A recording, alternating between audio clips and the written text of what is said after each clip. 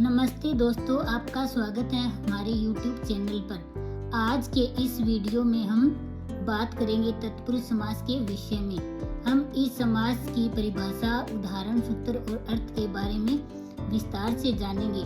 संस्कृत में तत्पुरुष समास को समझने के लिए इस वीडियो को अंत तक देखें। तो चलिए शुरू करते हैं बिना किसी देरी के। तत्पुरुष समास।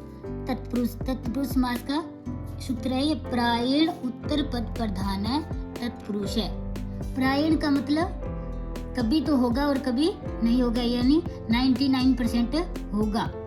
उत्तर पद ही प्रधान होगा, अर्थात जिस समास में उत्तर पद का अर्थ प्रधान होता है उसे हम तत्पुरुष समास कहेंगे। उत्तर पद मतलब दूसरा पद प्रधान हो, उसको हम तत्पुरुष समास कहेंगे। जैसे अव्ययभाव समास था, उसमें क्या था कि प्रथम पद प्रधान था और प्रथम पद वो अव्यय होना चाहिए, तो वह दूसरे पद को भी अव्यय कर लेगा। और इसमें उसका उल्टा है कि उसमें उत्तर पद मतलब दूसरा पद ही प्रधान होना चाहिए।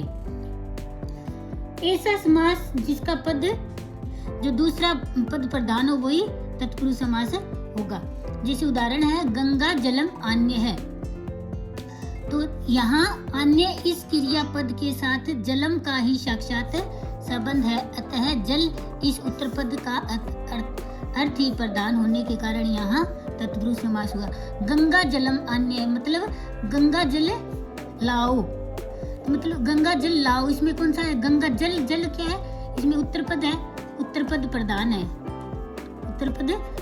है, मतलब गंगा जल लेके आओ, कौन सा भी लेके आओ, चाहे नदी का लेके आओ, चाहे गंगा का लेके आओ, चाहे यमुना का लेके आओ, तो इसमें क्या है? जल है वो प्रधान है, तो इसमें कौन सा पद ये समास हो जाएगा? तत्पुरुष समास। इसमें जल है वो प्रधान, उत्तर पद प्रधान हो, मतलब द्वितीय पद प्रधान है, तो इसमें हम क्या करेंगे? तत्पुरुष समास करेंगे। आगे है, जैसे राज्य पुरुष है, एक उदाहरण और देख लो आप कि राज्य पुरुष है, तो राज्य पुरुष है मतलब राजा का पुरुष, तो राज्य पुरुष है गृहम गच्छति, जो राजा का पुरुष है वो घर जाता है। तो किसका पुरुष है? वो राजा का। तो राजा का कोई भी हो सकता है, जैसे सेवक हो गया, उसका कोई घुड़सवार वाला हो गया, तो उसमें क्या है? जो राजा का पुरुष है, तो पुरुष इसमें कौन सा है? प्रधान है, तो पुरुष उत्तर पद प्रधान हो गया, तो इसमें कौन सा आ जाएगा? तत्पुरुष समास हो जाएगा। आगे तत्पुरुष समास के मुख्यतः दो भेद होते हैं। नंबर 1 है समानाधिकरण तत्पुरुष और दूसरा व्याधिकरण तत्पुरुष। समानाधिकरण तत्पुरुष किसमें है? जैसे समानाधिकरण को समविभक्तिक भी कह सकते हैं। समविभक्तिक मतलब समान विभक्ति हो, उसको हम समानाधिकरण तत्पुरुष कहेंगे।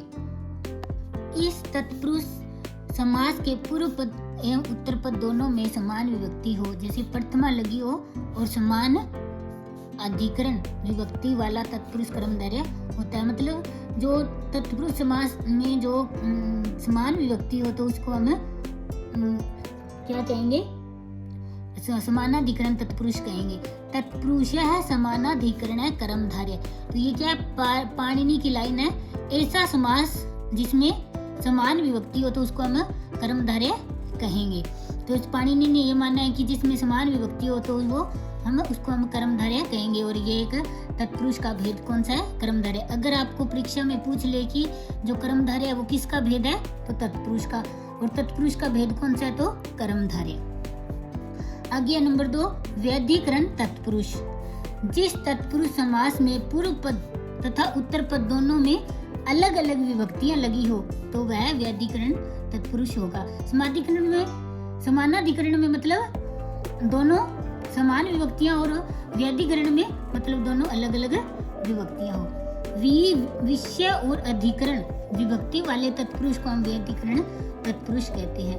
पूर्व पद में जो विभक्तियां लगी हो उनके आधार पर हम तत्पुरुष का प्रमुख भेद किए जा सकते हैं। जैसे यदि पूर्व पद में द्वितीय विभक्ति हो तो द्वितीय तत्पुरुष, यदि पूर्व पद में तृतीय हो तो तृतीय तत्पुरुष, और अगर पूर्व पद में चतुर्थी हो तो हम चतुर्थी तत्पुरुष समास कहेंगे।